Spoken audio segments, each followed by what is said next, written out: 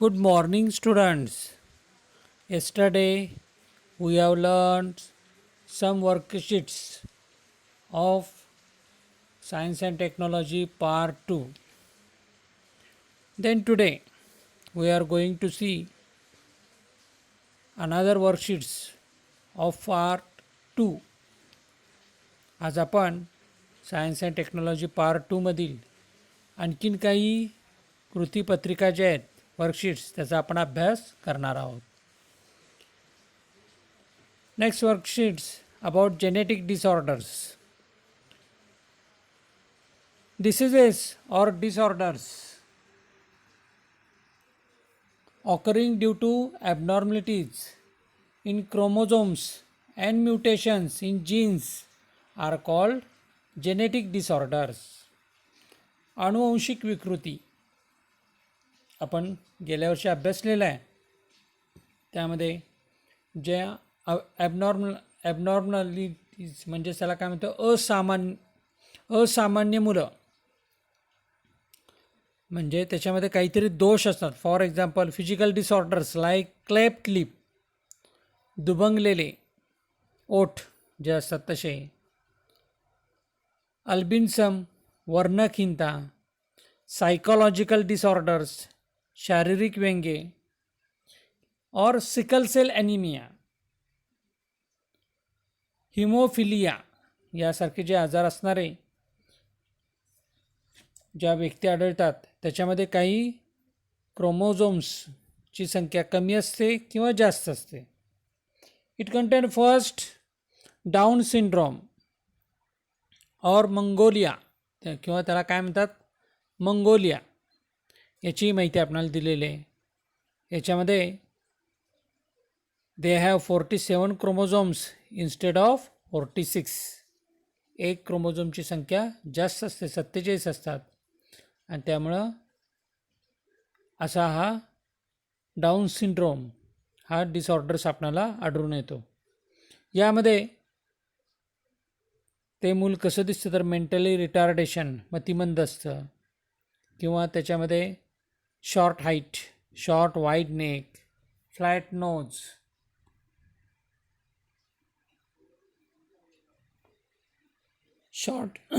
short fingers, scanty hair, single horizontal crisp one on palm म्हणजे हातावर एकच हस्तरेषा असते,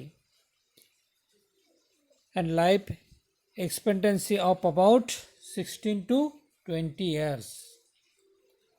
अशा व्यक्तीचं जास्तीत जास्त वय किती असतं तर 16 ते 20 वर्षापर्यंतच जगू शकतात.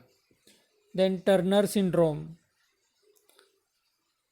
Klinefelter syndrome are the another. Some disorders are found in some persons. Diseases occurring due to mutation in single gene means monogenic disorders. Disorders or disease occurring due to mutation in any single gene into a defective one are called monogenic disorders. Approximately 4,000 different disorders of this type are now known. It contains albinism, वर्णहीनता. This is genetic disorder. Then sickle cell anemia. Even minor change in molecular structure of proteins and DNA may lead to disease or disorders. Then next worksheet.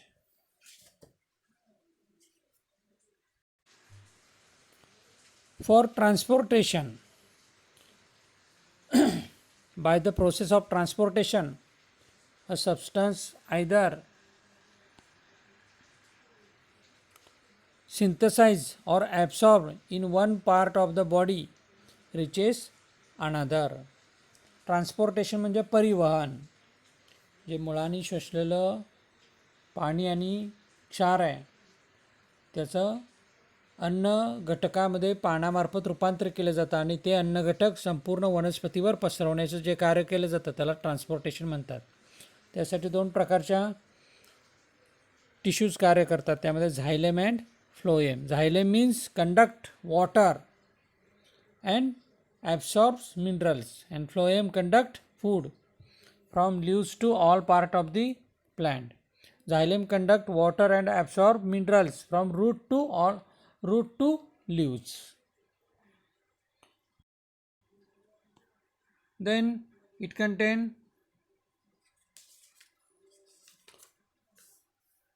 root cells are in contact with water and minerals in the soil, and water and minerals enter the cells on the root surface due to differences in concentration. And transpiration pool. Plant give out water in the form of vapor through the stomata on their leaves, and 2 cells are called rod cells are present around the stomata.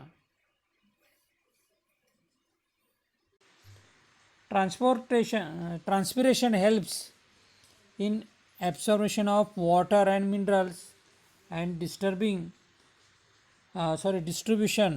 to all part of the plants, whereas root pressure performs the important role of pushing the water up during the night time. Then excretion.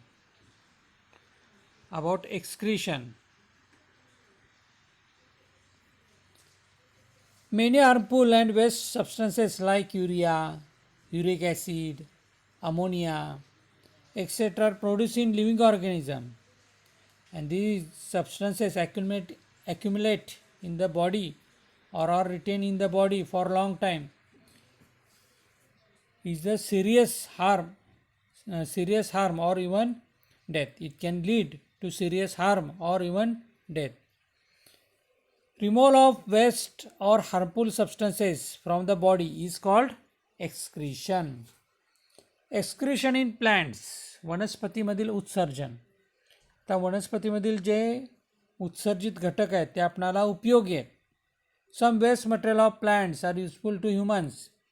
For example, gum, डिंक, resins, राळ, latex or rubber, कटशू from खैर,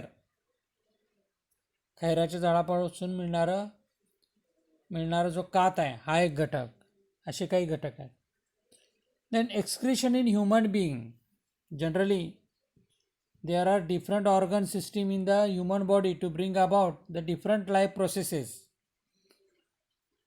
Excretory systems that carries out these functions. For example, the human excretory system consists of a pair of kidney,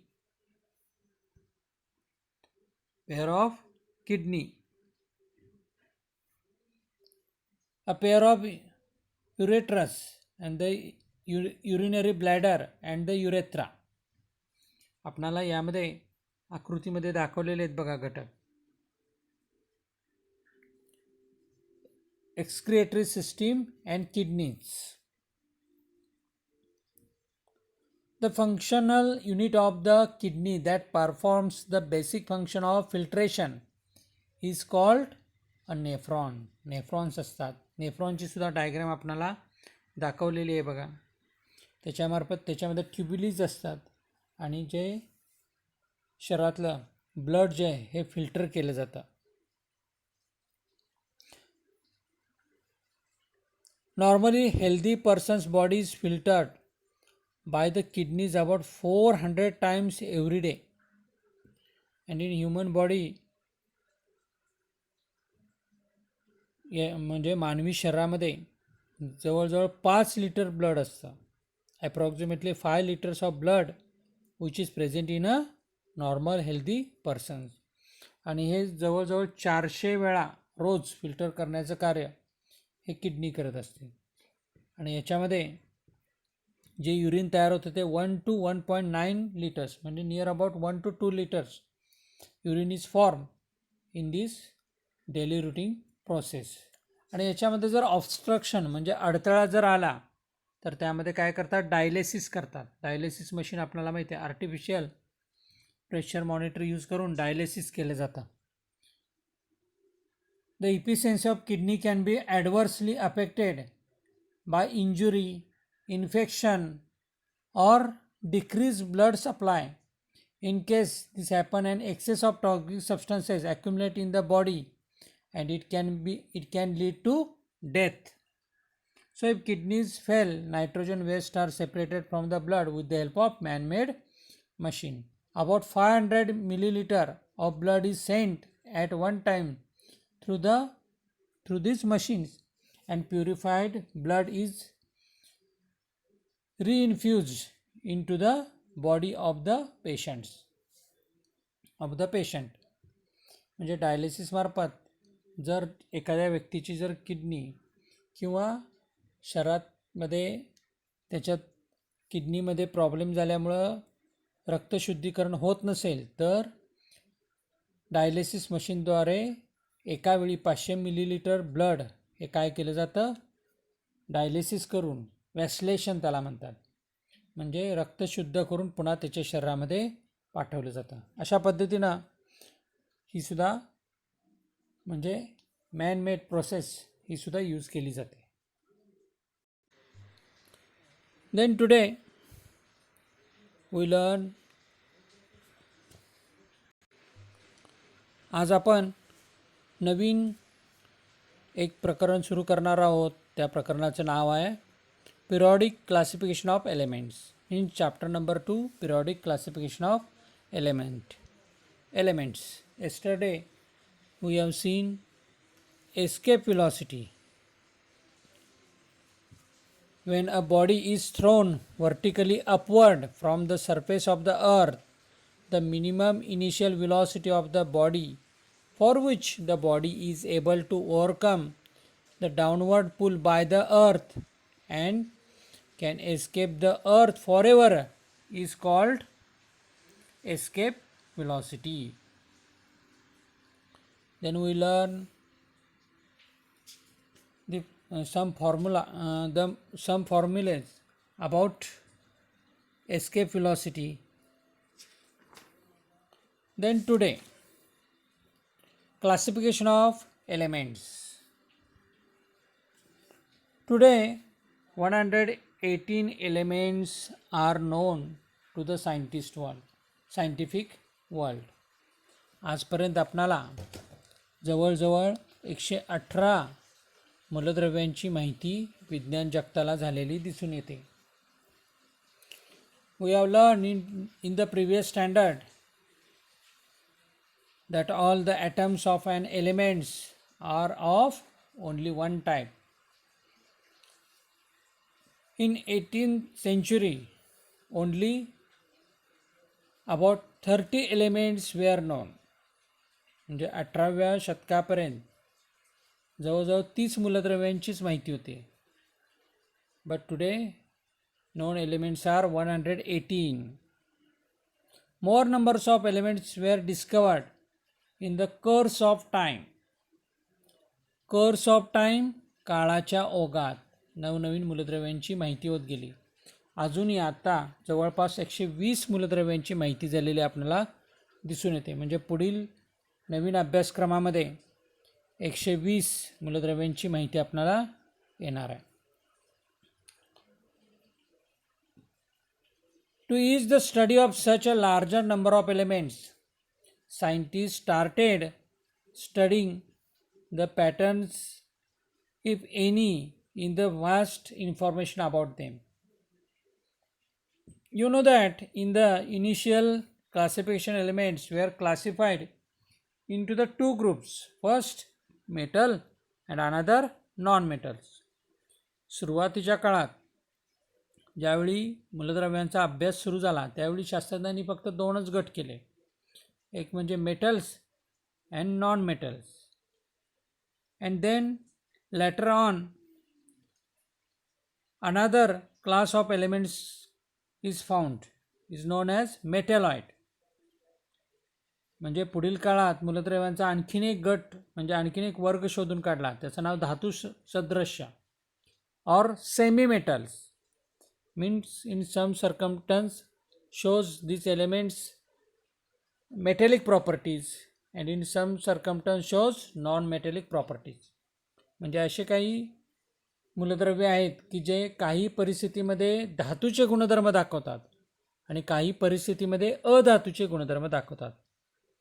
boron, silicon etcetera यासारखे जे आहेत ते आपण पुढे अभ्यासणार आहोत मॉडर्न पिरियडिक टेबलमध्ये. As the knowledge about elements and their properties went on increasing, different scientists started trying out different methods of classification. आणि जसजशी माहिती मिळत गेली या मूलद्रव्यांची, त्यांचे गुणधर्म माहिती होत गेले, त्यांच्याविषयीचे जे ज्ञान मिळत गेलं त्यानुसार वेगवेगळ्या शास्त्रज्ञांनी वेगवेगळे प्रयत्न केलेले आहेत. सो फर्स्ट अटेम्प्ट, पहिला जो प्रयत्न केलेला आहे तो डोबेरायनर, जर्मन सायंटिस्ट डोबेरायनर, त्याचं नाव आहे जोहानन वॉल्फगँग डोबेरायनर. बघा, त्यांनी पहिल्यांदा ट्रायड्स त्रिकांची माहिती दिली. In the year 1817, a German scientist, Dobereiner, suggested that properties of elements are related to their atomic masses. हा शब्द अतिशय महत्त्वाचा आहे, ॲटॉमिक मासेस, अणुवस्तुमान. म्हणजे मूलद्रव्यांचे गुणधर्म व त्यांची अणुवस्तुमाने यात संबंध असल्याचं कुणी सुचवलं? डोबेरायनरनं. आणि त्यानं 3 मूलद्रव्यांचे गट केले. बघूया आता. He made groups of 3 elements in a triad in an increasing order of atomic mass and showed that the atomic mass of the middle element was approximately equal to the mean of the atomic masses of the other 2 elements. 3 मूलद्रव्यांचे गट केले. At that time known elements are arranged, म्हणजे त्या काळी माहीत असलेल्या मूलद्रव्यांची त्यानं ती मांडणी केलेली आहे. He arranged the 3 elements in a triad in increasing order of their atomic masses. आणि त्यानं काय सांगितलं की मधल्या मूलद्रव्याचा अणुवस्तुमान हे अंदाजे इतर 2 मूलद्रव्यांच्या अणुवस्तुमानांकांच्या सरासरी इतके असते, ॲव्हरेज. त्यांनी ॲव्हरेज घेतलेलं आहे. फॉर एक्झाम्पल, एक उदाहरण बघूया आपण. First, lithium, sodium and potassium. Element first, actual atomic mass lithiumचा किती आहे? 6.9. एलिमेंट सेकंड सोडियम कोणता आहे? बघा, त्याचा ॲटॉमिक मास किती आहे? 23. So 6.9 plus atomic mass of potassium 39.1 divided by 2 means average किती आलं? 23. So actual atomic mass of sodium is 23 and so the average is 23. म्हणजे सोडियमचं प्रत्यक्ष अणुवस्तुमान आहे 23 आहे आणि ॲव्हरेज पण किती आलं? मीन आपण म्हणतो ते किती आलं? 23 आलं. In second example, calcium, strontium and barium. स्ट्रॉन्शियमचा बघा ॲक्च्युअल ॲटॉमिक मास किती आहे? 87.6 आणि त्याचा मीन किती आला? कॅल्शियम प्लस बेरियम करून 88.7, नियर अबाउट 87.6 ॲप्रॉक्सिमेटली, म्हणजे अंदाजे त्याच्या जवळपास आला. पण यानं पहिला प्रयत्न केलेला होता डोबेरायनरनी 1817 मध्ये. At that time known elements are arrange in increasing order of their atomic masses and make group of 3 elements arrange increasing their atomic masses. ह्यानं म्हणजे डोबेरायनरनं त्यावेळी हा पहिल्यांदा प्रयत्न केलेला होता. Then next attempts was done by John Newlands. नंतर जो प्रयत्न केलेला होता तो म्हणजे इंग्लिश सायंटिस्ट जॉन न्यूलँड्स यानं in 1866 1866 In the year 1866, Newlands arranged the elements known at that time in an increasing order of their atomic masses. John न्यूलँड्सनं सुद्धा हा इंग्लिश सायंटिस्ट होता, त्या काळी माहीत असलेल्या मूलद्रव्यांची मांडणी ही सुद्धा अणुभारांकाच्या चढत्या क्रमाने केली. ॲटॉमिक नंबर म्हणजे काय म्हणतो आपण? नंबर ऑफ प्रोटॉन और नंबर ऑफ इलेक्ट्रॉन, प्रोटॉनची किंवा इलेक्ट्रॉनची संख्या. आणि atomic mass number of proton plus number of neutron, proton आणि न्यूट्रॉनची संख्या, म्हणजे त्याचं काय म्हणतो आपण? अणुवस्तुमान म्हणतो.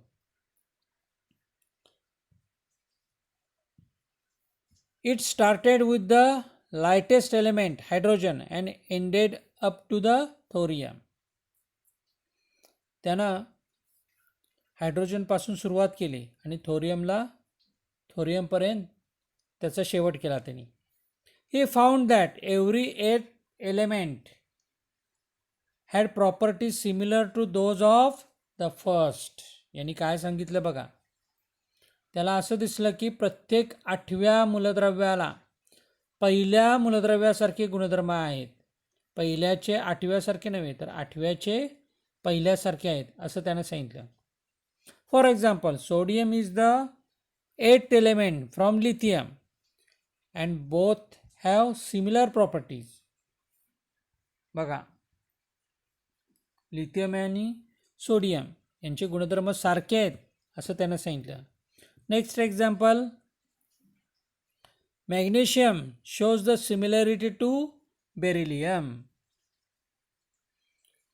मॅग्नेशियमचे बेरिलियमशी साधर्म्य आहे असं समजतं. आणखीन पुढं काय सांगता येतं आपणाला बघा, क्लोरीनचे फ्लोरीन बरोबर साधर्म्य. बघा, chlorine shows similarity with fluorine. आणि अशा पद्धतीनं Newlands compared this similarity with the octaves in music.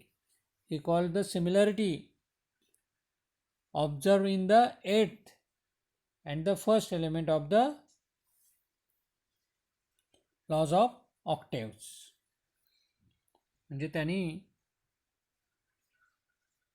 8व्या व पहिल्या मूलद्रव्यांच्या गुणधर्मामध्ये दिसून येणाऱ्या सारखेपणालाच काय म्हटलं की अष्टकांचा नियम असं त्यानं म्हटलेलं आहे.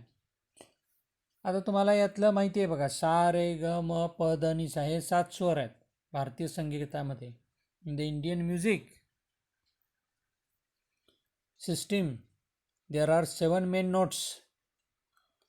आणि त्यामुळं असं याच्यामध्ये जसं 7 स्वर आहेत तसे पुन्हा आपण सप्तकाची सुरुवात करतो. 6 पासून स्वरांची वारंवारता वाढवत जाऊन ते नी पर्यंत स्वर येतो आणि त्यानंतर मूळ 6च्या दुप्पट वारंवारतेवर पुन्हा सा रे ग म पद आपण सुरू करतो. तसंच वेस्टर्न म्युझिकमध्ये सुद्धा डो रे मी फा सो ला टी असे 7 नोट्स पण आपणाला आढळतात. तशीच ही रचना त्यांनी केलेली आपणाला आढळते. Many limitations were found in Newlands octaves. आता त्यांनी केलेला हा प्रयत्न आहे, याच्यामध्ये त्यांनी जी मांडणी केलेली आहे त्याला काही मर्यादासुद्धा आहेत, त्याच्यामध्ये काही त्रुटीसुद्धा आहेत. This laws found to be applicable only up to calcium. Laws of octaves occupy only up to elements calcium. फक्त हा नियम कुठंपर्यंत पाळला गेला? कॅल्शियमपर्यंतच पाळला गेला. त्याच्यानंतर तो न्यूलँडच्या अष्टकांचा नियम पुढं लागू पडला नाही. Newlands fitted all the known elements in a given table, that is 56 elements means boxes. Newlands placed 2 elements each in some boxes. For example, cobalt, nickel. Also, he placed some elements with different properties under the same note in the octave. काही भिन्न गुणधर्मांची मूलद्रव्ये अष्टकातील एका स्वराखाली ठेवली. For example cobalt and nickel, chlorine and bromine यासारखी. Newlands placed the metals cobalt and nickel under the note do along with halogens, while ferrous having similarity with cobalt and nickel away from the along with the non-metal oxygen and sulfur under the note T. म्हणजे या उलट cobalt व nickel यांच्याशी साधर्म्य असणाऱ्या ferrous आयर्नला त्यानं काय केलं, त्यांच्यापासून लांब नेऊन ऑक्सिजन आणि सल्फर या अधातूबरोबर जोडलं त्यानं. अशा काही चुका केलेल्या आहेत. आणि न्यूली डिस्कवर्ड जे एलिमेंट्स आहेत त्यांना ॲकॉमडेटेड करण्यासाठी या ऑक्टेव्जमध्ये कुठेही जागा राहिली नाही, किंवा त्यानं जो चार्ट दिलेला होता त्याच्यामध्ये कुठेही जागा मिळाली नाही. Means Newlands octaves did not have provision to accommodate the newly discovered elements, and the properties of the new element discovered later on did not fit in the Newlands law of octaves. नंतरच्या काळात जे नवीन मूलद्रव्ये आली किंवा त्यांचा शोध लागला त्या मूलद्रव्यांचे गुणधर्म न्यूलँडच्या अष्टकांच्या नियमात बसले नाहीत. असे पहिले 2 शास्त्रज्ञ आपण बघितले की ज्यांनी क्लासिफिकेशन ऑफ एलिमेंट्स म्हणजे मूलद्रव्यांचं वर्गीकरण करण्याचा प्रयत्न केलेला होता. First Dobereiner and second Newlands. So question for you, exercise. First question, state Dobereiner's law of triads. Dobereiner, DOBEREINERS,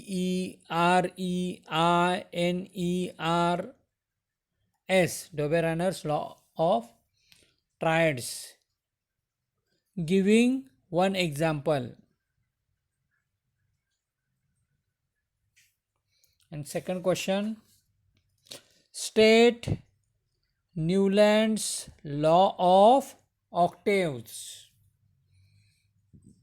State Newlands, NEWLANDS, Newlands law of octaves. दोन्ही प्रश्न सोडवा. कृतीपत्रिकासुद्धा पार्ट फर्स्ट आणि पार्ट सेकंड दोन्ही सोडवा. एकत्र सोडवलं तरी चालतील किंवा वेगवेगळ्या सोडवलं तर उत्तमच आहे. थँक्यू.